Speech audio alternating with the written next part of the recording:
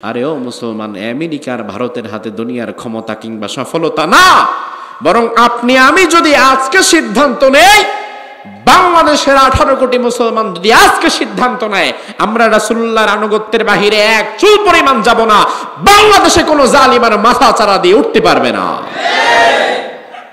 শুধু সিদ্ধান্তটা শক্ত করে নিতে হবে, তাইলে এনাফ। আল্লাহ তাআলা বুঝায় দিয়েছে, আমার রাসূলের আনুগত্যের বাহিরে যেখানে যাবা সেখানেই মাইর। রব্বুল আলামিন বলেন, ওয়া আতিউল্লাহ ওয়া আতিউর রাসূল, আমি আল্লাহর আনুগত্য করবা আর আমার রাসূলের আনুগত্য করবা। আল্লাহর আনুগত্য করবেন কিভাবে? কেউ যদি রাসূলের আনুগত্য করে আল্লাহর আনুগত্য অটোমেটিক হয়ে যায়, যার কারণে রাসূলের আনুগত্য করা উম্মতের জন্য ফরজ। জোরে কোন কি? সর্বশেষ কথা, আল্লাহ রাব্বুল আলামিন বলে, ওয়ালিয়ালামাল্লাহুল্লাযীনা আমানু ওয়া ইত্তাখিযা মিনকুম শুহাদা। এই তোমাদের জীবনে মাঝে মাঝে উহুদের ময়দানের মতো কষ্ট আমি আল্লাহ তাআলা দেই। তোমাদের জীবনে মাঝে মাঝে যে আমি আল্লাহ তাআলা উহুদের ময়দানের মতো কষ্টের সিচুয়েশন আমি আল্লাহ দেই, মাঝে মাঝে যে দেখো তোমাদের অনেকেই শহীদ হয়ে যাচ্ছে, মাঝে মাঝে দেখো অনেক নিরপরাধ মানুষ দিনের পর দিন কারারুদ্ধ হচ্ছে, মাঝে মাঝে দেখো অনেক নিরপরাধ মানুষ কোরআনের পথে চলতে গিয়ে কোরআনের কথা বলতে গিয়ে ফাঁসির কাষ্টে ঝুলে যাচ্ছে, মাঝে মাঝে দেখো অনেক নিরপরাধ আলেম বুকের পাটা পেতে দিচ্ছে, জালিম সেখানে বুলেট ছুটছে, তারা শহীদ হয়ে যাচ্ছে। এই দৃশ্যগুলো যে দেখো, ঘাবড়ে যেও না, তার কারণ ওয়ায়াত্তাখিযা মিনকুম শুহাদা, আমি আল্লাহ তাআলা কিছু মানুষকে শহীদ হিসাবে গ্রহণ করতে চাই, আর ওই শহীদদের রক্তের বিনিময়ে জমিনে আমি আমার দিনকে প্রতিষ্ঠিত করে দিতে চাই। সুবহানাল্লাহ বললেন না? তার মানে আল্লাহর দ্বীনের পথে চলতে গিয়ে কেউ যদি শহীদ হয়, এটা কি লজ্জার না গর্বের? ভয়ের, আতঙ্কের নাকি আনন্দের? ঠিক আমার বিশ্বাস, কোরআনে কারীমের বিধানগুলো বাংলার জমিনে প্রতিষ্ঠা করা ছিল বিশ্ববরেণ্য মুফাসসিরের একটা স্বপ্ন, ঠিক কিনা? এটা ছিল তার একটা স্বপ্ন। আর তিনি যেহেতু শহীদ হয়ে গিয়েছে, আমার বিশ্বাস তার শাহাদাতের মাধ্যমে আগামীর বাংলাদেশে ইনশাআল্লাহ কোনো না কোনো সময় কোরআনের বিধান কায়েম হবেই হবে, হবেই হবে ইনশাআল্লাহ। ওয়া ইত্তাখিযা মিনকুম শুহাদা, আল্লাহ তাআলা নিজে শহীদ হিসাবে তাকে গ্রহণ করে নিয়েছে। আলহামদুলিল্লাহ বলেন। যদি আল্লাহ তাআলা দ্বীন প্রতিষ্ঠার জন্য সেই পথে আমাদেরকেও শহীদ হিসাবে গ্রহণ করতে চায়, আমরা কি পেছনে চলে যাব? আমরা আল্লাহর উপর ভরসা করে পরিপূর্ণ ইখলাসের সাথে আপনাদের জন্য যে কথাগুলো প্রয়োজন, সেই কথাগুলো যেন অতি সহজে সাবলীলভাবে আল্লাহ তাআলা আমার জবান থেকে বের করে, আমরা বলি আমিন। এবার একটু পড়েন, আউযু বিল্লাহি মিনাশ শাইতানির রাজীম, বিসমিল্লাহির রহমানির রহিম।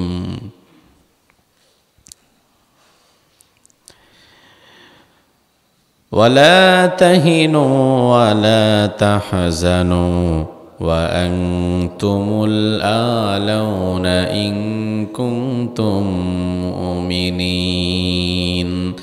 إن يمسسكم قرح فقد مس القوم قرح مثله وتلك الأيام نداولها بين الناس وليعلم الله الذين آمنوا منكم ويتخذ منكم شهداء والله لا يحب الظالمين وليمحص الله الذين آمنوا ويمحق الكافرين. সুবহানাল্লাহ বলেন। সূরাত আলে ইমরান 140 নং আয়াত, 39, 40 এবং 41 তিনটি আয়াতে কারিমা আমি পাঠ করেছি। আল্লাহ সুবহানাহু ওয়া তাআলা বলছেন, ওয়ালা তাহিনু ওয়ালা তাহজানু। দুনিয়ার ইমানদারদেরকে আল্লাহ বলছেন, তোমরা ভয় পেও না, বিপদ দেখে হতাশাগ্রস্ত হয়ে যেও না, ভেঙে পড়ো না। ওয়া আনতুমুল আ'লাউন, এই দুনিয়াতে সর্বশেষ বিজয়টা তোমাদেরই হবে, ইন কুনতুম মুমিনিন, যদি তোমরা মুমিন হতে পারো। এটা আল্লাহর কথা। ইয়ামসাসকুম কারহুম ফাকাদ মাসাল কওমা কারহুম মিসলুহু। আল্লাহ বলছেন, ইমানদারেরা শোনো, এই আয়াতগুলো মূলত উহুদ যুদ্ধের পরপরে নাজিল হয়। ইসলামে যতগুলো যুদ্ধ হয়েছিল, জিহাদ হয়েছিল, উহুদ যুদ্ধ তার মাঝে অন্যতম একটা। এবং যদি যুদ্ধের সিরিয়াল করা হয়, কোনটা প্রথম, কোনটা দ্বিতীয়, কোনটা তৃতীয়, কোনটা চতুর্থ, এভাবে যদি সিরিয়াল সাজানো হয়, এই সিরিয়ালের ক্রমিক নং অনুযায়ী উহুদের যুদ্ধটা ইসলামের দ্বিতীয়তম যুদ্ধ। তাহলে প্রথম যুদ্ধ কোনটা? হ্যাঁ, স্বাধীনতা যুদ্ধ 71 সালের। কোনটা? বদর। ইসলামের প্রথম যুদ্ধটা বদরের যুদ্ধ। এখানে এমন কেউ কি আছেন যে হজ কিংবা উমরা করতে গেছেন? আলহামদুলিল্লাহ, কম, হয়তো 2, 4, 5 জন। আসেন আজকে আমরা একটা দোয়া করি, আল্লাহকে একটা আরতি জানাই। আয় আল্লাহ, আমি দোয়া করি, আপনারা আমিন বলিয়েন শুধু। এই মসজিদের নিচে এই মুহূর্তে যারা আছে, আয় আল্লাহ, এর মধ্য থেকে তোমার ঘরের মুসাফির এবং রাসূলের রওজা জিয়ারতকারী যারা এখনো হতে পারে নাই, মৃত্যুর আগ মুহূর্তে জীবনে একবার হলেও তুমি তাদেরকে তোমার ঘরের মুসাফির হিসাবে কবুল করে নিও। এটা আমাদের সবার প্রাণের দাবি। আর আমরা যারা একবার গিয়েছি, আমাদেরকেও যেন আল্লাহ আবার সুযোগ করে দেয়, বলি আমিন। উহুদ যুদ্ধ ইসলামের দ্বিতীয় যুদ্ধ, কিন্তু ঘটনা চক্রে এই যুদ্ধে মুসলমানদের পরাজয় হয়েছিল। আর বদরের যুদ্ধে মুসলমানদের বিজয় হয়েছিল। প্রথম যুদ্ধে বিজয়, দ্বিতীয় যুদ্ধে পরাজয়। প্রথম যুদ্ধটা লাভবান হয়েছিল মুসলমানেরা, আর দ্বিতীয় যুদ্ধে মুসলমানদের ক্ষয় ক্ষতি ব্যাপক। যে যুদ্ধে স্বয়ং রাসূলে কারীমের দাঁত ভেঙে যায়, যে যুদ্ধে স্বয়ং রাসূলে কারীমের রক্ত ঝরে, যে যুদ্ধে স্বয়ং রাসূলে কারীমের ভেতরে তার লোহার আংটা ভেঙে ঢুকে যায়, রাসূলুল্লাহর রক্ত যে জমিনে ঝরে, ওই যুদ্ধটা কত বেশি কষ্টদায়ক হতে পারে। এই একটা মাত্র যুদ্ধ যেখানে রাসূলুল্লাহর রক্ত ঝরেছে। এই যুদ্ধের পরে আল্লাহ তাআলা এই আয়াতগুলো নাজিল করলেন। আল্লাহ বললেন, মুমিনেরা, তোমাদের আজকে যেমন লাগছে, কাফেরদের বদরের ময়দানে তেমনটা লেগেছিল। তবে ওয়াতিলকাল আইয়ামু নুদাউিলুহা বাইনান নাস, আমি আল্লাহ তাআলা মানুষের জীবনে সময়টাকে ঘুরিয়ে দেই। দিনকে রাত বানাই, রাতকে দিন বানাই। পরাজিত জাতিকে বিজয়ের মালা পরিয়ে দেই, আবার বিজয় প্রাপ্ত জাতিকে অনেক সময় পরাজয় বরণ করিয়ে দেই। ওয়ালিয়ালামাল্লাহুল্লাযীনা আমানু ওয়া ইয়াত্তাখিযা মিনকুম শুহাদা, তার কারণ আমি আল্লাহ তাআলা ঈমানদারদের মধ্য থেকে কিছু শহীদ বের করতে চাই, কিছু মানুষকে শহীদ বানাতে চাই। আল্লাহ বলতেছে। এবার আপনি চিন্তা করেন, শহীদ মানে কি? শহীদ তো হবে সে যে মরেই যাবে, কেউ যদি জিহাদের ময়দানে বেঁচে ফিরে সে কি শহীদ না গাজী? তাহলে যে মরে যায় সে শহীদ। তার মানে কিছু মানুষের জীবন আল্লাহ নিজে চায় যে তোমার জীবনটা আমি আল্লাহরে দিয়ে দাও। এখন আল্লাহ তাআলা যদি তার দ্বীনের জন্য আমাদের কারো জীবন চায়, তাইলে আল্লাহর জন্য জীবন দেওয়ার দরকার আছে না নেই? কারণ এই জীবনটা তো আল্লাহ দিয়েছে। যিনি আমার জীবনটা দিয়েছে তিনি যদি কোনো দিন চায় নির্দ্বিধায় আবার জীবনটা দিয়েও দিতে হবে। এটার নাম হচ্ছে ঈমান। নির্দ্বিধায় দিয়ে দিতে হবে। এবার আসেন আমরা এই আয়াতগুলো সম্পর্কে কিছু কথা বলি। বাহিরে কেউ সাইটটক করবেন না, কথা বলবেন না। আল্লাহ সুবহানাহু ওয়া তাআলা এই আয়াতগুলোর মাঝে আমাদেরকে বললেন, ইমানদারেরা শোনো, উহুদের যুদ্ধে তোমাদের যে পরাজয় হয়েছিল, তোমরা যে মার খেয়েছিলে, কষ্ট পেয়েছিলে, এটা আমি আল্লাহ তাআলা তোমাদেরকে শিক্ষার জন্য দিয়েছি। এখন উহুদের যুদ্ধে আল্লাহ তাআলা স্বয়ং রাসূল কারীমের দাঁত ভেঙে ফেলেছে। সাহাবায়ে কেরাম ৭০ জন শহীদ হয়ে গেছে। রাসূলুল্লাহর চাচা আমির হামজা সাইয়্যিদুশ শুহাদা শহীদ হয়ে গেছে। আল্লাহ তাআলা এই চরম কঠিন সময়টা দুনিয়ার মানুষের জীবনে কেন দিলেন? আর এই আয়াতগুলো সম্পর্কে এখন মানুষকে জানানো দরকার। তার কারণ বর্তমান দুনিয়ার কাফের শক্তি তারা একত্রিত হয়ে দুনিয়ার বিভিন্ন জায়গায় তারা নতুন নতুন উহুদের প্রান্তর খুলে বসেছে, যেখানে মুসলমানদেরকে মারা হচ্ছে নির্বিচারে। তো এই উহুদের প্রান্তর থেকে আমাদের বিজয় অর্জন করতে হলে ১৫০০ বছর আগের উহুদের প্রান্তরে ফিরে যেতে হবে এবং সে সময় আল্লাহ তাআলা মুমিনদের যে শিক্ষা দিয়েছেন সেই শিক্ষাগুলো আমাদের এই মুহূর্তে কাজে লাগাতে হবে। ১ নাম্বার, এই আয়াতগুলো থেকে আমরা যে শিক্ষাটা পাই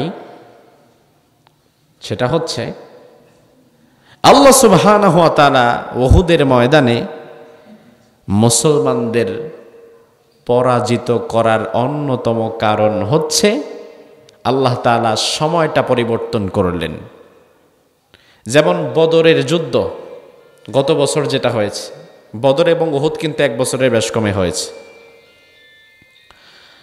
বদরের যুদ্ধ যখন হয়েছে তখন মুসলমানদের সময়টা কিন্তু ছিল সুসময়। মুসলমানরা জিতেছে, অনেক টাকা পয়সা পেয়েছে, যুদ্ধলব্ধ সম্পদ পেয়েছে, সুসময় ছিল। আর উহুদের যুদ্ধ যখন হয়েছে তখন মুসলমানদের সময়টা ছিল দুঃসময়। আমাদের বাংলায় কিন্তু একটা কথা আছে, সুসময়ে বন্ধু বটে অনেকেই হয়, অসময়ে হায় হায় কেউ কারো নয়।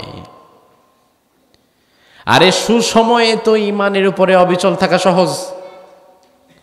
এই মুহূর্তে যে আপনি মাগরিবের নামাজ পড়লেন এটা আপনার জীবনে সুসময়, কারণ আপনাকে মাগরিবের নামাজ পড়তে কেউ বাধা দিচ্ছে না। কিন্তু পৃথিবীর কোন প্রান্তে যদি কাউকে নামাজ পড়তে বাধা দেওয়া হয়, রাষ্ট্রের পক্ষ থেকে আজান দিতে বাধা দেওয়া হয়, রাষ্ট্রের পক্ষ থেকে ওই সময়টা হয় দুঃসময়। এখন সুসময়ে তো ঈমানের উপরে অবিচল থাকা সহজ, কেউ বাধা দেয় না, কিন্তু দুঃসময়ে ঈমানের উপরে অবিচল থাকা কঠিন। আল্লাহ তাআলা মুমিনদের জীবনের সময়টা পরিবর্তন করে দেখতে চাইলেন যে সুসময়ে তো অনেকেই ঈমানের দাবি করে, আমি আল্লাহ একটু দেখি অসময়ে দুঃসময়ে খারাপ সময়ে কয়জন ঈমানের উপরে অবিচল থাকে। এটা আল্লাহ তাআলা একটু দেখতে চাইলেন।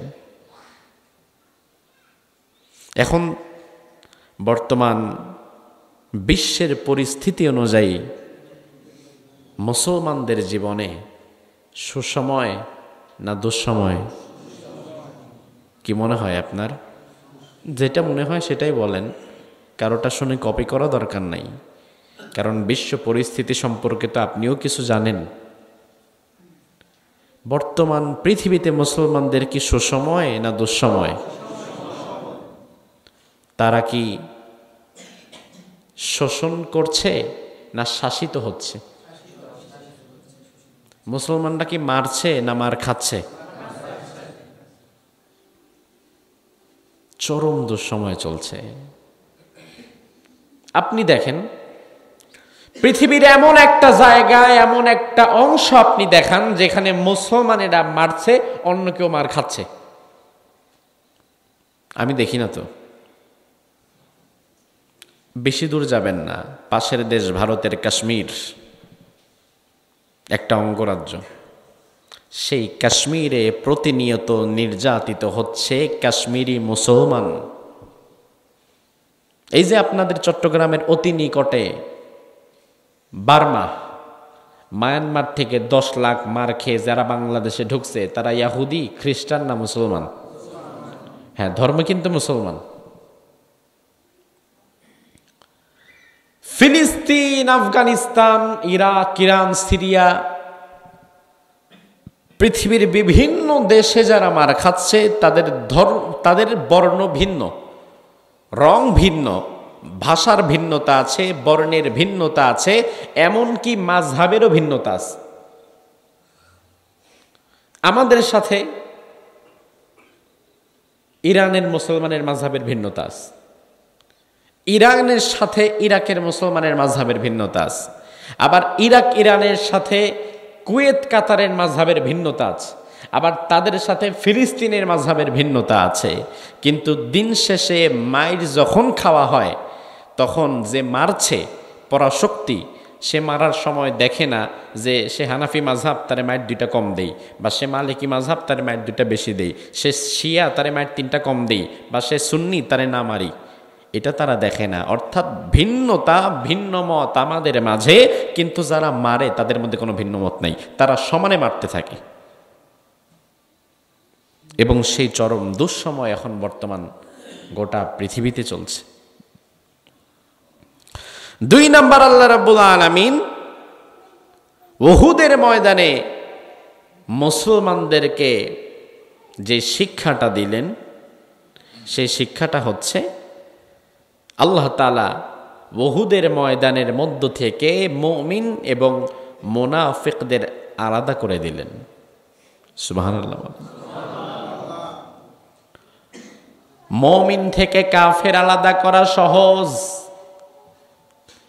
মুসলমান থেকে হিন্দু আলাদা করা সহজ, হিন্দু থেকে খ্রিস্টান আলাদা করা সহজ। কারণ যে মুসলমান সে মসজিদে আসবে, যে হিন্দু সে মন্দিরে যাবে, যে খ্রিস্টান সে গির্জায় যাবে। মুসলমান মন্দিরে যায় না, খ্রিস্টান কোনোদিন মসজিদে আসে না, আবার হিন্দু কোনোদিন গির্জায় যায় না। তার মানে তাদেরকে আলাদা করা সহজ, কিন্তু মুসলমানের মধ্য থেকে মুনাফিকদের আলাদা করা সহজ না। ঠিক কিনা? মুনাফিকদের আলাদা করা সহজ না। আল্লাহ তাআলা উহুদের জিহাদের মাধ্যমে দুঃসময় দিয়ে ইমানদারদের জীবন থেকে প্রকৃত মুমিন কারা, প্রকৃত বন্ধু কারা, আর বন্ধুর ছদ্মবেশে দুশ্মন কারা, তাদেরকে চিহ্নিত করে দিলেন। সুবহানাল্লাহ বলবেন না? চিন্তা করেন। আমি বলি আলহামদুলিল্লাহ, বাংলাদেশে যে এখন দুঃসময় চলছে, বাংলাদেশে যে এখন কোরআন সুন্নাহর কথা সঠিকভাবে প্রচার করা যাচ্ছে না, এই দেশে যে আমরা কোরআন সুন্নাহর হক কথা বললে রেস্ট্রিক্টেড হয়ে যাই, এই যে দুঃসময় চলছে নাকি সুসময়? আপনি মনে করতে পারেন সুসময়, কিন্তু আমরা যারা কোরআন সুন্নাহর কথা বলি, আমরা বুঝি চরম দুঃসময়, চরম সংকটপূর্ণ সময় আমাদের এটা। যদি সুসময়ই হইতো, তাহলে মিজানুর রহমান আজহারিকে আজকে 4-5টা বছর বাংলাদেশের বাহিরে বসে থাকতে হতো না। যদি বাংলাদেশে বর্তমানে সুসময়ই হতো, তাহলে আমির হামজা চিকন চাকন একটা মানুষ, কি এমন অপরাধ, মহা অপরাধ সে করেছে, তার কোনো মাহফিলও করতে দেওয়া হবে না। তার মানে হচ্ছে বর্তমান প্রেক্ষাপট, হ্যাঁ অবশ্য দুঃসময়টা আবার সবার জন্য না। আমাদের যেমন দুঃসময়, আবার এক শ্রেণীর আলেম আছে তাদের বড় সুসময়। হ্যাঁ, তাদের বড় সুসময়। তাদের মাদ্রাসা 5 তলা 10 তলা হয়ে যাচ্ছে, তাদের মসজিদ বড় হয়ে যাচ্ছে, তাদের খানকা বড় হয়ে যাচ্ছে। তারা এখন গাড়িতে তো ভুলেও চড়ে না, হেলিকপ্টার তো ছাড়া পা মাটিতেই নামবে না, তাদের বড় সুসময়। কিন্তু আমরা যারা কোরআন সুন্নাহর কিছু কথা আপনাদের সামনে বলতে চেষ্টা করি, আমাদের একটু দুঃসময় চলছে। তবে আমি যেটা বললাম যে আলহামদুলিল্লাহ, এই যে দুঃসময় দিয়েছে আমি এতে খুশি। তার কারণ হচ্ছে এই দুঃসময় যদি আল্লাহ না দিত তাহলে কে হকপন্থী আলেম আর কে চাটুকর, কে হকপন্থী আলেম আর কে পাঁচাটা গোলাম, এটা তো চিনতেও পারতাম না। সুসময় তো সবাই এক, কিন্তু দুঃসময় না টের পাওয়া যায় কি ইসলামের প্রকৃত বন্ধু আর কে ছদ্মবেশী কেনা গোলাম। আমাদের সমাজে একটা প্রচলিত কথা আছে, একটা হাদিস, মুরব্বীরা জানবেন ভালো, বাকিরাও জানবেন। আল উলামাউ ওয়ারাসাতুল আম্বিয়া, বলা হয় আলেমগণ নবীদের ওয়ারিস। শুনছেন না? আলেমগণ কার ওয়ারিস? নবীর ওয়ারিস। তবে সব আলেম নবীর ওয়ারিস না। নবীর ওয়ারিস মানে কি? আরে ওয়ারিস তো সোজাসাপটা বিষয় না তো। আপনার ইন্তেকালের পরে আপনার ওয়ারিস হবে সে যার সাথে আপনার সম্পর্ক, তাআল্লুক সবচেয়ে বেশি। আপনার সাথে আমার কোনো সম্পর্কই নাই, আমি জীবনে আপনার ওয়ারিস হতে পারবো না। আপনার ওয়ারিস হবে আপনার ছেলে, তার সাথে আপনার তাআল্লুক আছে। এই ভাই, এই চাওয়ালা, বসেন বসেন, এখন বসেন, দিতে হবে না, বসেন। আমাদের তো সময় কম, এখন চা খেয়ে যদি আরো নষ্ট করি সময়, তো কথা বলা যাবে না।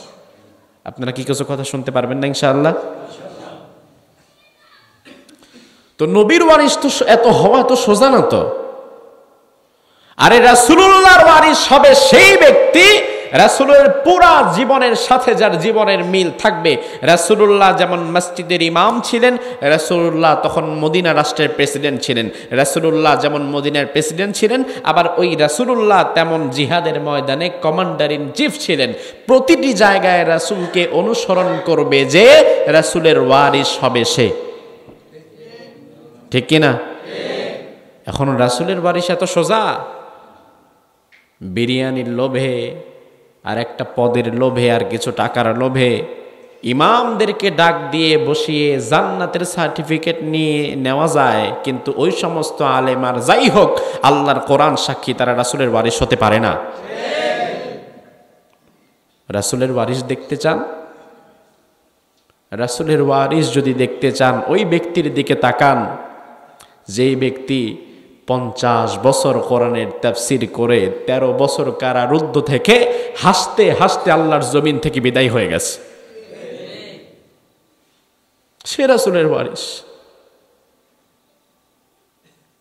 ইন্তেকালের পূর্বে এমন এক হাসি দিছে, দেখছেন না? এক হাসিতে দুনিয়ার মানুষ পাগল হয়ে গেছে। ইন্তেকালের আগে যারা হাসে, 13 বছর কারারুদ্ধ থেকে যারা হাসতে পারে, তারা কোন পর্যায়ের ইমানদার আমার বুঝে আসে না। আমাদের ইমান এখন এই পর্যায়ে যেতে পারে নাই। আমরা কথা বলার আগে কত ডান বাম চিন্তা করতে হয়, কথা বলার আগে আশেপাশে দেখতে হয়, তাকাতে হয়, পরিস্থিতি দেখতে হয়, কোন কথা কখন কিভাবে কি বলবো না বলবো। কিন্তু আল্লাহর গোলাম, আপনারা তো তাকে ভালো জানেন, আপনাদের কাছে তো নতুন করে গল্প করার কিছু নাই। তবে আমি দেখেছি কোরআনে কারীম আমার সামনে, আল্লামা সাইদি রহিমাহুল্লাহ, তিনি কোনোদিন কাউকে ভয় করে পরোয়া করে সত্যকে গোপন তিনি কোনোদিন করে নাই। পরিস্থিতির দিকে না তাকিয়ে সব সময় সঠিক কথা বলার মতো এমন একজন সিংহ সিপাহ সালার বহুবার এই চট্টগ্রামে তিনি এসেছে, ঠিক না? এই চট্টগ্রামের মাটি তো ধন্য, তেমন বড় বড় আলেম এখানে এসেছেন। তো আলহামদুলিল্লাহ, এই দুঃসময় অসময় না হলে প্রকৃত আলেম, প্রকৃত ইমানদার এবং মুনাফিকদের চেনা যায় না। এজন্য আল্লাহ তাআলা যে দুঃসময় দিয়েছে, ভালো আমরা চিনে নিলাম কে আমাদের প্রকৃত বন্ধু আর কে বন্ধুর ছদ্মবেশ ধরে এসেছিল, পরবর্তীতে নির্বাচনে জিতে এমপি হওয়ার পরে আসলে তার রূপটা দেখা গেছে।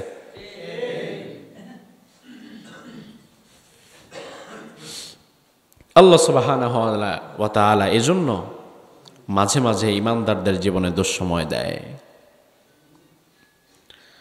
মদিনার জমিনে মুমিন এবং মুনাফিকরা মিশে গিয়েছিল, আলাদা করা যায় নাই।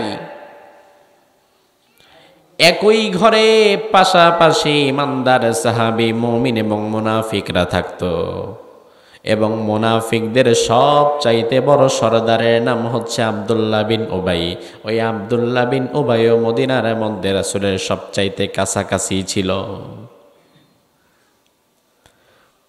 মদিনাতে মূলত দুটো গোত্র ছিল রাসূল যাওয়ার পূর্বে, আউস এবং খাজরাজ, এই দুইটা গোত্র।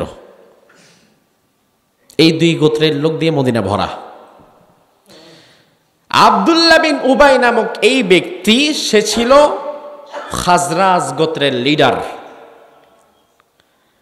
রাসূলুল্লাহ মদিনাতে আসার আগ পর্যন্ত পুরা মদিনা আব্দুল্লাহ বিন উবাইয়ের কন্ট্রোলে, অর্থাৎ আব্দুল্লাহ বিন উবাই মদিনার একচ্ছত্র নেতা। নেতাগিরি করতে তো একটু ভালোই লাগে, আব্দুল্লাহ বিন উবাই নেতা। এবং আর রাহিকুল মাখতুমে এসেছে, মদিনার লোকেরা আব্দুল্লাহ বিন উবাইয়ের জন্য একটা স্বর্ণের মুকুট বানিয়েছিল,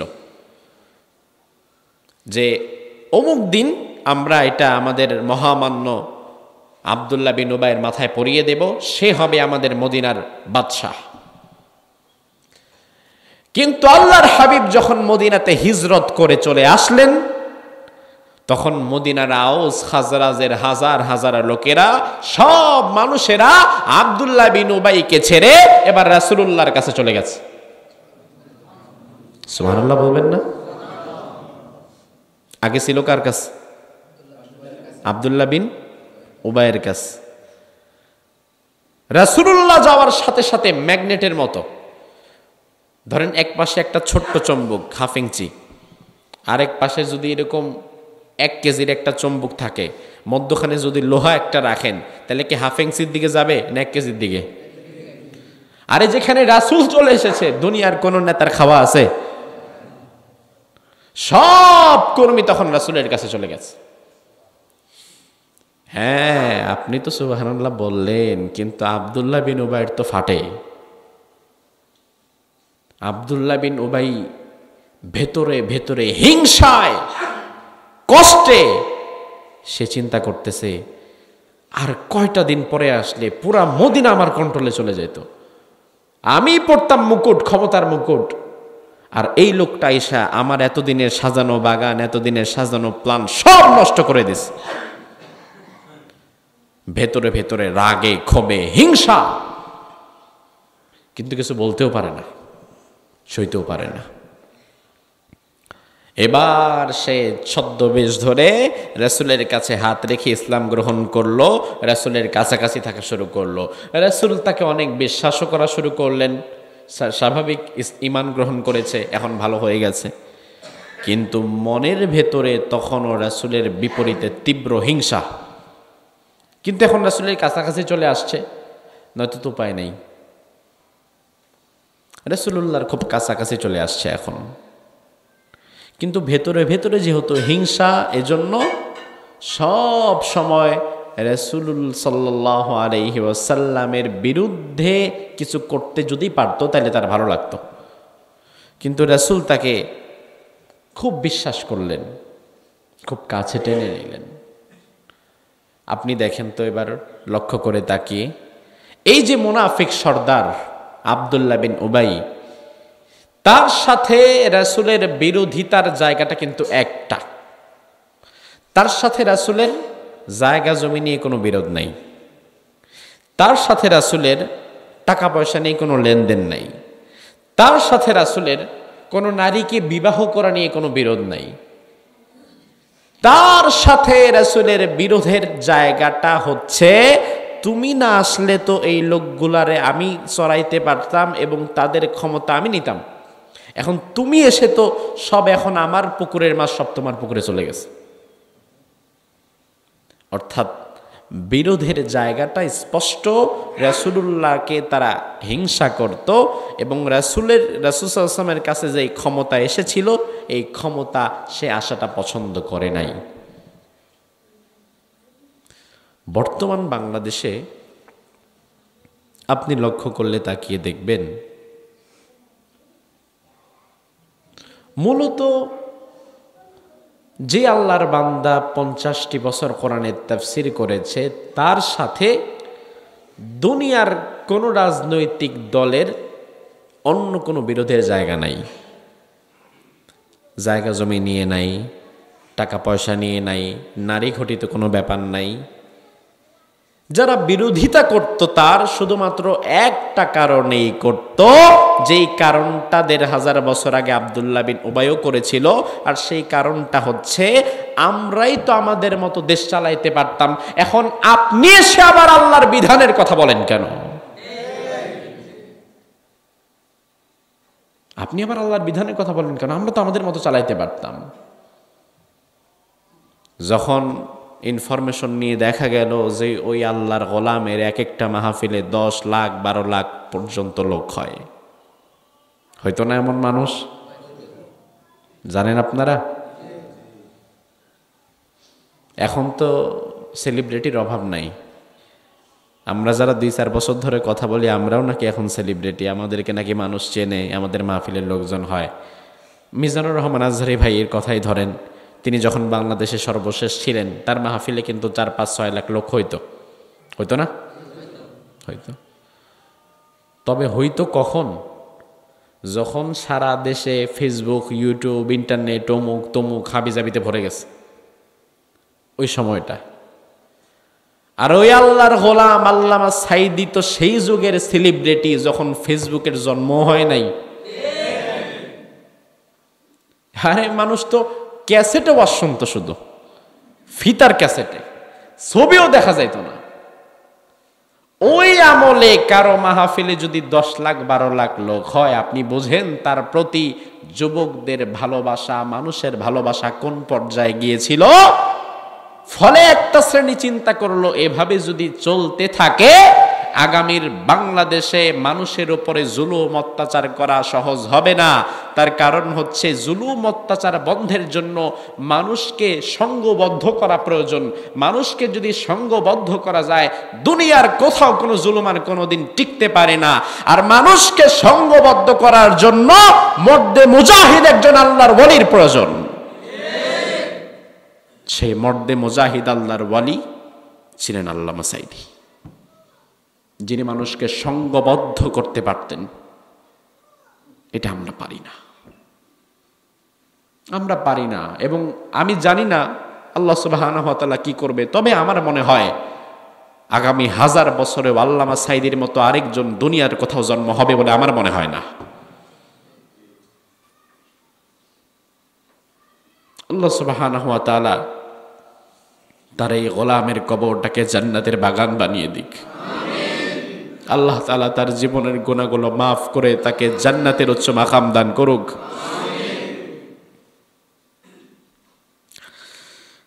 তোই মুনাফিক রাসূলুল্লাহর খুব কাছাকাছি চলতে লাগলো। বর্তমানেও দেখবেন যারা মুনাফিক মানে তো হচ্ছে দ্বিমুখী নীতির অবলম্বন করে, ভেতর বাহিরটা এক থাকে না, ভেতরে এক বাহিরে আরেক। মুখে খুব ইসলামের বড় বড় কথা, মাহফিলের মঞ্চে আইনা বসাই দিলে এমন সুন্দর কথা বলবে যেই কথায় প্রধান বক্তা ফেল। কিন্তু এই লোকটাই আবার ভেতরে ভেতরে যারা ইসলামে আন্দোলন করে তাদের নামে মিথ্যা মামলা দিয়ে ভেতরে ঢুকা দেয়। এমন নাই? মুমিন না মুনাফিক? চূড়ান্ত মুনাফিক। মুনাফিক আব্দুল্লাহ বিন উবাই রাসূলুল্লাহর আস্থাভাজন ছিল। এই বদরের ওহুদের যুদ্ধ যদি আল্লাহ রাব্বুল আলামিন মুসলমানদের জীবনে না দিত, তাইলে মুসলমানেরা কোনোদিন কে মুমিন আর কে মুনাফিক চিন্তাও করতে পারতো না। বরং মুসলমানেরা দিন দিন মুনাফিকদের সাথে মিশতেই থাকতো, আর মুনাফিকদের সাথে মিশার কারণে মুসলমানদের ঈমানটাও নষ্ট হয়ে যেতে পারত। সেজন্য আল্লাহ তাআলা চাইলেন না আগে একটা মার খাওয়াই, একটা অসময় দেই, একটা দুঃসময় দেই, যেন মুমিন এবং মুনাফিক তারা আলাদা হয়ে যায়, যেন চিহ্নিত হয়ে যায়। কিন্তু উহুদের জিহাদের পূর্বে কে মুমিন আর কে মুনাফিক চিনাও যায় নাই, সব এক। তার প্রমাণ হচ্ছে আল্লাহর হাবিব সাল্লাল্লাহু আলাইহি ওয়াসাল্লাম উহুদের জিহাদের পূর্বে যখন কাফেরেরা ৩,০০০ সশস্ত্র কাফের মদিনা আক্রমণের জন্য উহুদ পাহাড়ে চলে এসেছে। মদিনা থেকে অনতি দূরে হচ্ছে উহুদ, খুব কাছাকাছি। যখন তারা চলে এসেছে মদিনা আক্রমণের জন্য ৩,০০০ কাফের অস্ত্রশস্ত্র নিয়ে, আল্লাহর হাবিবকে সময় দেয়া হলো, আসো যুদ্ধ করব কালকে আমরা। আল্লাহর হাবিব সাল্লাল্লাহু আলাইহি ওয়াসাল্লাম চিন্তা করলেন ৩,০০০-এর বিরুদ্ধে জিহাদটা করব কিভাবে, একটু প্রস্তুতি নেই, কিভাবে কি করা যায়। অনেক সময় দেখবেন দেশের মধ্যে যদি কোনো জরুরি অবস্থা তৈরি হয়ে যায়, সংকটময় পরিস্থিতি তৈরি হয়ে যায়, তাহলে প্রধানমন্ত্রী যিনি থাকেন তিনি তার দলের ক্যাবিনেটের প্রেসিডিয়াম সদস্যদেরকে তার সদর দপ্তরে ডেকে, বঙ্গভবনে গণভবনে ডেকে, এরপরে দরজা বন্ধ করে একটা মিটিং করেন। এই মিটিংকে বলা হয় রুদ্ধদ্বার বৈঠক। এই মিটিংয়ের মধ্যে সবাই জায়গা পায় না। ওই মিটিংটা এত বেশি গুরুত্বপূর্ণ, দলের প্রেসিডিয়াম সদস্য ছাড়া বাকি এমপি মন্ত্রীদেরও জায়গা হয় না। আল্লাহর হাবিব চিন্তা করলেন আমি এভাবে একটা রুদ্ধদ্বার বৈঠক করা দরকার, বড় বড় সাহাবীদের নিয়ে, যেখানে ছোট সাহাবীরাও চান্স পাবে না। ওই মিটিংয়ে আল্লাহর হাবিব সাল্লাল্লাহু আলাইহি ওয়াসাল্লাম, আবু বকর সিদ্দিক, ওমর ফারুক, ওসমান, আলী রিদওয়ানুল্লাহি আলাইহিম আজমাইন, তাদের মতো বড় বড় উঁচু মানের সাহাবীদেরকে রাখলেন। উঁচু মানের 10 জন সাহাবীদেরকে রাখলেন। এই 10 জনের মধ্যে আরেকজনকেও রাসূল রেখেছিলেন, তার নামে আব্দুল্লাহ বিন উবাই। অর্থাৎ রাসূল চিন্তাও করতে পারে নাই এই লোকটা এত বড় হারামি। রাসূল মনে করেছে আমার আবু বকর যেমন, আমার ওমরও যেমন, এই লোকটাও তেমন, শুধু সাহাবী না বরং সাহাবীদের চাইতেও বেশি, এরকম মনে করেছে। আল্লাহর হাবিব মাত্র 10 জন মানুষ নিয়ে বৈঠক করলেন। ওই 10 জনের ভেতরে মুনাফিক একটা ঢুকে গেছে, তার মানে বুঝেন মুমিন আর মুনাফিক। আর হাবিব সাল্লাল্লাহু আলাইহি ওয়াসাল্লাম এবার ওই মিটিং এর মধ্যে বললেন, ও সাহাবীরা শোনো, সামনে বিপদ, কালকে থেকে যুদ্ধ করতে হবে। হাতে টাকা নাই, অস্ত্রশস্ত্রও নাই, কিচ্ছু নাই, লোকজনও নাই, কিভাবে কি করব পরামর্শ দাও। এক একজন সাহাবী এক একটা পরামর্শ দিলেন। সবার পরামর্শ রাসূল শুনলেন।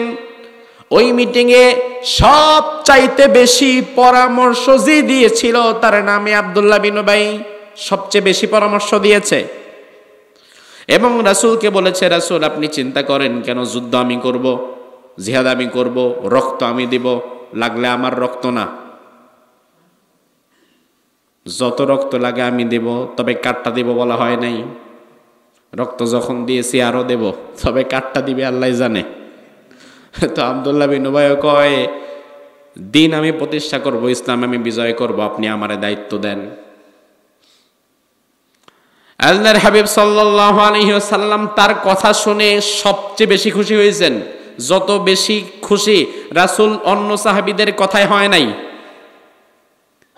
তার মানে কারো কথায় খুব বেশি খুশি হয়ে লাফায়েন না, কারণ ওই বেটা ভেতরে ভেতরে আপনার ক্ষতিও করতে পারে, আর যে ভেতরে ভেতরে আপনার ক্ষতি চায় মুখে মুখে মধুই তার বেশি থাকে, ঠিক না? আল্লাহ তাআলা এই কোরআনে আয়াত নাযিল করলেন, নবী ওয়া ইযা রাআইতাহুম তুজিবুকা আজসামুহুম ওয়া ইন ইয়াকুলু তাসমা লিকাউলিহিম, ও নবী তাদের এই মিষ্টি কথা শুনে আপনি গলে যাবেন না। তাদের কারণ হচ্ছে তাদের কথা মুখের কথার সাথে অন্তরের মিল থাকে না। তবে এই আয়াতগুলো আল্লাহ তাআলা একটু পরে নাজিল করছে, ওই মুহূর্তেই না, কারণ আল্লাহ চেয়েছে একটা ক্লাস হোক, একটু মায়ের খাওয়া হোক, একটু হোঁচট খাক, কারণ হোঁচট যেখানে খায় মানুষ সেখান থেকেই তো শিখে, ঠিক না? ওই মুনাফিকের কথায় রাসূল অভিভূত হয়ে গেলেন, অভিভূত হয়ে বললেন, সাহাবীরা 1000 সৈন্য আমাদের কাছে আছে, এই 1000 সৈন্যের মধ্যে 300 জন সৈন্যকে আলাদা করো, আর এই 300 জনের নেতা এই আব্দুল্লাহ বিন উবাইরই বানায় দাও। তাই হলো, 300 জনের নেতা আব্দুল্লাহ বিন উবাইকে বানিয়ে দেয়া হলো। পরের দিন রাসূলুল্লাহ জিহাদের ময়দানে ছুটলেন। ইসলামের একটা বিধান আছে, আমিরের আনুগত্য করা ফরজ। রাসূলুল্লাহ জিহাদের ময়দানে ছুটলেন, যাচ্ছেন ওহুদ প্রান্তরে জিহাদ করার জন্য। আব্দুল্লাহ বিন উবাই তার নেতৃত্বে আছে কত? 300। সে বলল, শোনো, এত তাড়াতাড়ি আমাদেরকে জিহাদের ময়দানে যাওয়া দরকার নাই, আমরা একটু মদিনায় ফিরে যাই, আরেকটু প্রস্তুতি নিয়ে আমরা পরে আসব। আরেকটা বর্ণনায় আসছে, সে বলল যে এই মিটিংয়ে আসলে রাসূল কিন্তু আমার কথা শোনে নাই, এবং এই জিহাদটাও রাসূলের ইচ্ছায় হচ্ছে না, রাসূলকে জোর করে নিয়ে যাওয়া হচ্ছে, আসো আমরা মদিনায় চলে যাই। এইভাবে করে সাহাবীদের ব্রেইন ওয়াশ করলো। ওই সময় যারা ছিল, তার আন্ডারে যারা, তারা চিন্তা করলো, এত বড় মানের একজন সাহাবী আব্দুল্লাহ বিন উবাই, সে যেহেতু বলছে, ঠিক আছে আমরা তাহলে চলে যাই। এবার বোঝেন, 1000-এর মধ্যে যদি 300 মাইনাস হয়ে যায়, হাতে থাকে কত? আর বিপরীত মুখে আছে কত? তো 3000-এর সাথে এখন 1000ও নাই, 3000-এর সাথে হয়ে গেছে 700। এরপরে আল্লাহর হাবিব যখন জানতে পারলেন এই লোকটা পেছনে পেছনে গাদ্দারি করেছে, রাসূলুল্লাহ সিজদায় পড়ে কাঁদলেন আর বললেন, আল্লাহ এই কষ্ট আমি কোথায় রাখবো? আমি যারে এত বেশি বিশ্বাস করলাম, সেই কিনা আমার পেছনে ছুরি মারল। তার মানে হচ্ছে মুনাফিকদের ক্ষতি কাফেরদের চাইতেও বেশি ভয়ঙ্কর হয়। আপনি দেখেন, আপনাদের চট্টগ্রাম, লোহাকারা, সাতকানিয়া এই সমস্ত অঞ্চলে অনেক রাম বাম পন্থী মানুষের দ্বারাও এত বেশি নির্যাতনের শিকার আপনারা হন নাই, যতটা বেশি একজন আলেম নামক জালেমের দ্বারা এতগুলো বছর হয়েছেন। তার সবলটা আরো বিষাক্ত। আহারে, বিরাট বড় আলেম নদবী সাহেব কি পরিমাণ জ্বালাইছে আপনাদেরকে আল্লাহ ভালো জানে। তবে এখন আছে নাই। আল্লাহ সুবহানাহু ওয়া তাআলা ছোট জালেম আর বড় জালেম কেউই দুনিয়াতে থাকবে না, হয়তো 2 দিন আগে নয়তো 2 দিন পরে, কেউই থাকবে না। এই যে আজকের মাহফিল যেটা বন্ধ হয়েছে আমার চকরিয়াতে, এটা বন্ধ করার একটা কারণ আমারে বলছে অবশ্য, এই কারণে বন্ধ করছে। কারণটা বড় মজার, কারণটা শুনবেন। বলল, হুজুর কারণটা হচ্ছে পোস্টারে এমপি সাহেবের নাম দেওয়া হয় নাই। এমপি সাহেব বড় মাইন্ড করেছে যে আমার নাম সারা মাহফিল, এই মাহফিল তো আল্লাহর দরবারে কবুলই হবে না।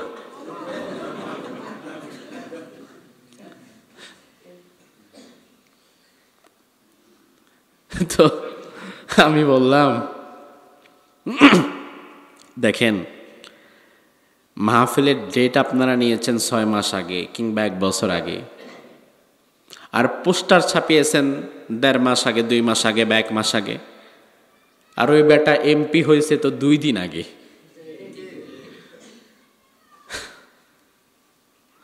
মানুষ অনেক কথা আসে মুখে, বলি না, বলতেও চাই না, আবার এর মধ্যে আপনারা চতুর্দিকে মাইক টেক লাগায় দেন, তো আরো বলা যায় না। যাই হোক, যেটা বলছিলাম, তো রাসূল খুব মনে আঘাত পেলেন। তবে এই যুদ্ধের মধ্য দিয়ে, মুসলমানদের এই কষ্টের মধ্য দিয়ে আল্লাহ তাআলা মুনাফিকদের তো চিনায় তো দিছে।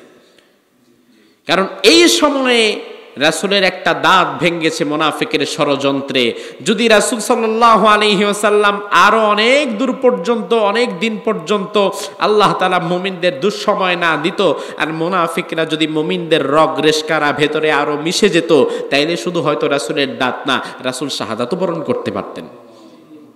তো একটা দাঁত ভেঙেছে, এই যুদ্ধের মধ্য দিয়ে অন্তত মুনাফিকদেরকে তো আল্লাহ চিনিয়ে দিছে। এজন্য বর্তমান যে বাংলাদেশে দুঃসময় চলছে, আলহামদুলিল্লাহ আমি মনে করি এর মধ্য দিয়ে আল্লাহ তাআলা আমাদেরকে মুনাফিকদেরকে চিনায় দিচ্ছে, এবং সেটার জন্যই মূলত এখনো দুঃসময়টা চলছে। তবে দুঃসময় চিরদিন থাকে? দিনের পরে রাত আসে না? রাতের পরে দিন আসে না? অবশ্যই আসে। দুঃসময় চিরকাল থাকবে না। তবে জুলুমকে কি পরিমাণ করছো এটা মনে থাকবে আমাদের। কারণ যারা মায়ের খায় এরা মায়ের দিতেও জানে। মায়ের যেমনি খায় আবার এমনি ফিরায় দেয়। আপনি ইঁদুর মারার জন্য একটা ফাঁদ পেতেছেন, এই ফাঁদে ইঁদুর যেন আটকায়। ওই ফাঁদে মাঝে মাঝে দেখবেন অনেকের হাত কিংবা পাও আটকায়। ইঁদুর মারার ফাঁদ পাচ্ছেন তো, এই ফাঁদে একসময় নিজেরা আটকাবেন। কিভাবে ট্রাইব্যুনাল বানাইতে হয় আর নিরপরাধ আলেমদের ফাঁসি দিতে হয়, ফাঁদ তো শিখায় দিয়েছেন একটা, এইভাবে খুব সহজেই ফাঁসি দেওয়া যায়। এই ইঁদুর মারার ফাঁদ তো জানা আছে। ওদের ভবিষ্যতে এই ফাঁদ মুমিনদের হাতে তো আসতে পারে, তখন কি করবেন? প্রিয় ভাইরা, আল্লাহ রাব্বুল আলামিন এই যুদ্ধের মধ্য দিয়ে, বন্ধ হয়ে গেছে? ঠিক আছে। আল্লাহ রাব্বুল আলামিন এই উহুদের যুদ্ধের মধ্য দিয়ে ঈমানদার এবং মুনাফিকদেরকে আলাদা করে দিলেন। 2 নাম্বার বিষয় হচ্ছে, এরপরের বিষয় হচ্ছে, এর মধ্য দিয়ে আল্লাহ রাব্বুল আলামিন, বসেন থাক এখন, এর মধ্য দিয়ে আল্লাহ রাব্বুল আলামিন আরেকটা বিষয় শিখিয়ে দিলেন উহুদের যুদ্ধ থেকে, আরেকটা শিক্ষা। সেটা হচ্ছে একজন মুসলিম তার জীবনের যেই পয়েন্টেই রাসূলের আনুগত্যের বাহিরে যাবে, ঠিক ওই পয়েন্ট থেকেই সে মার খাবে, ওখান থেকে সে বিপদের সম্মুখীন হবে। যেমন উহুদের যুদ্ধে রাসূল 50 জন সাহাবীকে আলাদা করেছিলেন, তোমরা দাঁড়াও, তোমরা ময়দানে নামবা না, তোমাদের হাতে তলোয়ার থাকবে না, তোমাদের হাতে থাকবে তীর। 50 জন তীরন্দাজ, তাদের নেতৃত্বে ছিল আব্দুল্লাহ বিন জুবায়ের আনসারী।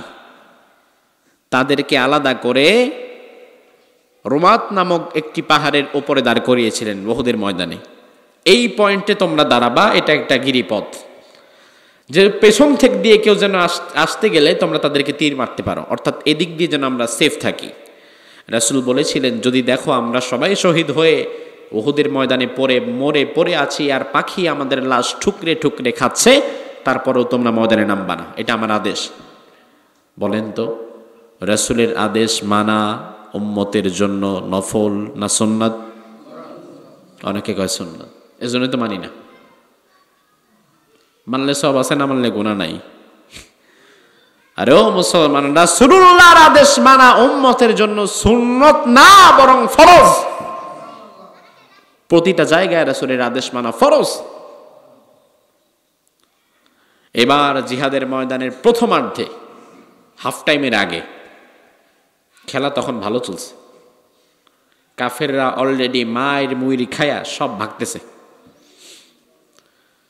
তো ওই 50 জন তীরন্দাজ যারা দাঁড়িয়ে আছে, এদের তো যুদ্ধ করা লাগতেছে না, দাঁড়িয়ে আছে, দেখতেছে কি অবস্থা। কিছু সময় পরে দেখে পুরা মাঠ মোটামুটি খালি। এবার চিন্তা করলো, আচ্ছা এক কাজ করি, এই যুদ্ধলব্ধ যে সম্পদ আছে এগুলো আমরা টুকাই।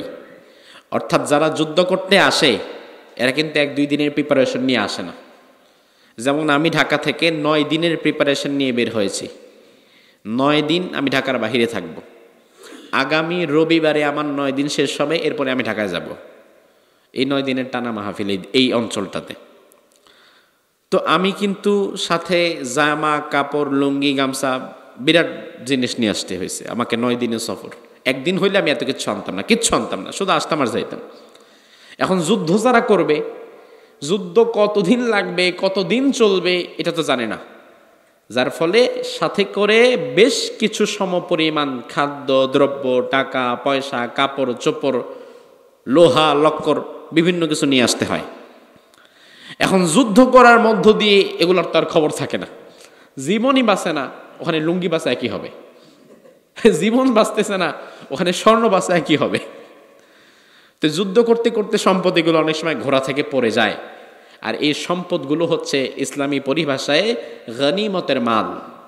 আর এগুলো আমাদের জন্য আল্লাহ তাআলা নেওয়া বৈধ করেছেন মুসলমানদের জন্য, যদিও পূর্বের নবীদের জন্য এগুলো বৈধ ছিল না।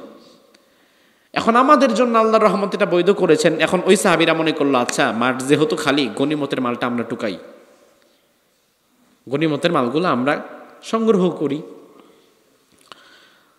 বেশ কিছু সাহাবীরা এখান থেকে নেমে যাচ্ছে। আব্দুল্লাহ বিন জুবাইর আনসারী বলে, সর্বনাশ, এটা কইরো না কিন্তু। বলে, কেন? রাসূল কিন্তু না করে গিয়েছেন, রাসূলের আদেশ পাওয়ার আগ পর্যন্ত যদি উহুদের ময়দানে সবাই শহীদ হয়ে পড়েও থাকে, তারপরেও আমাদের নামতে না করেছেন। ওই সাহাবীরা বলে, আচ্ছা শোনেন, রাসূল তো না হয় গুরুত্ব দিয়ে বলছে বুঝলাম, কিন্তু এখন মাঠ তো খালি, আমরা যাই, আমরা যদি 2-4টা স্বর্ণমুদ্রা সংগ্রহ করি লস নাই তো, যাই, কার কি ক্ষতি করতেছে, অসুবিধা এটা কি? ব্যাস যখন গিয়েছে, গিরিপথ খালি হয়ে গিয়েছে, পেছন দিক থেকে খালিদ বিন ওয়ালিদের নেতৃত্বে মুশরিকেরা আক্রমণ করে কচু কাটা করে ফেলছে সবাইরে। এতক্ষণ পর্যন্ত পারে নাই, কারণ এতক্ষণ পর্যন্ত মুসলমানেরা রাসূলের পূর্ণ আনুগত্যের মাঝে ছিল। যেই মাত্র আনুগত্য থেকে এক চুল পরিমাণ সরে গেছে, ঠিক ওই মুহূর্তেই তাদের পরাজয় শুরু হয়েছে। গোটা দুনিয়ার 200 কোটি মুসলমান আজকে সংখ্যাধিক্যের বিচারে পৃথিবীর দ্বিতীয় ধর্ম হচ্ছে মুসলমান, প্রথম হচ্ছে খ্রিস্টান, তাদের সংখ্যা আমাদের চেয়েও বেশি। সংখ্যার বিচারে 200 কোটি মুসলমান, আর পৃথিবীর সব চাইতে বিলাস বহুল রাজপ্রাসাদ, লাক্সারিয়াস গাড়ি, প্রাইভেট জেট, পৃথিবীর সবচেয়ে খনিজ সম্পদ সব আল্লাহ তাআলা মুসলমান দেশসমূহের মধ্যে দিয়েছে। তো আমাদের টাকা আছে, জনশক্তি আছে, সব আছে, তবুও দুনিয়াতে মুসলমান দিন দিন মার খাচ্ছে, নির্যাতিত হচ্ছে। তার একটাই কারণ, মুসলমানেরা নবী মুহাম্মদুর রাসূলুল্লাহর আনুগত্য থেকে সরে গেছে, রাসূলকে আর অনুসরণ করে না। এখন এক দল ক্ষমতায় যাওয়ার জন্য অনুসরণ করছে আমেরিকারে, আরেক দল ক্ষমতায় টিকে থাকার জন্য অনুসরণ করে ভারতকে। দুই দল দুইজন্য অনুসরণ করে, চিন্তা করে তারা আমাদের বাঁচাবে। আমেরিকা স্যাংশন দিলে এই হবে সেই হবে, আমেরিকা সেই করেছে। আরে ও মুসলমান, আমেরিকার ভারতের হাতে দুনিয়ার ক্ষমতা কিংবা সফলতা না, বরং আপনি আমি যদি আজকে সিদ্ধান্ত নেই, বাংলাদেশের 18 কোটি মুসলমান যদি আজকে সিদ্ধান্ত নেয় আমরা রাসূলুল্লাহর আনুগত্যের বাহিরে এক চুল পরিমাণ যাব না, বাংলাদেশে কোনো জালিম আর মাথা চারা দিয়ে উঠতে পারবে না। শুধু সিদ্ধান্তটা শক্ত করে নিতে হবে, তাইলে এনাফ। আল্লাহ তাআলা বুঝায় দিছে, আমার রাসূলের আনুগত্যের বাহিরে যেখানেই যাবা সেখানেই মাইর। রব্বুল আলামিন বলেন, ওয়া আতিউল্লাহ ওয়া আতিউর রাসূল, আমি আল্লাহর আনুগত্য করবা আর আমার রাসূলের আনুগত্য করবা। আল্লাহর আনুগত্য করবেন কিভাবে? কেউ যদি রাসূলের আনুগত্য করে, আল্লাহর আনুগত্য অটোমেটিক হয়ে যায়, যার কারণে রাসূলের আনুগত্য করা উম্মতের জন্য ফরজ। জোরে কোন কি? সর্বশেষ কথা, আল্লাহ রাব্বুল আলামিন বলে, ওয়ালিয়ালামাল্লাহুল্লাযীনা আমানু ওয়া ইয়াত্তাখিযা মিনকুম শুহাদা। এই তোমাদের জীবনে মাঝে মাঝে উহুদের ময়দানের মতো কষ্ট আমি আল্লাহ তাআলা দেই।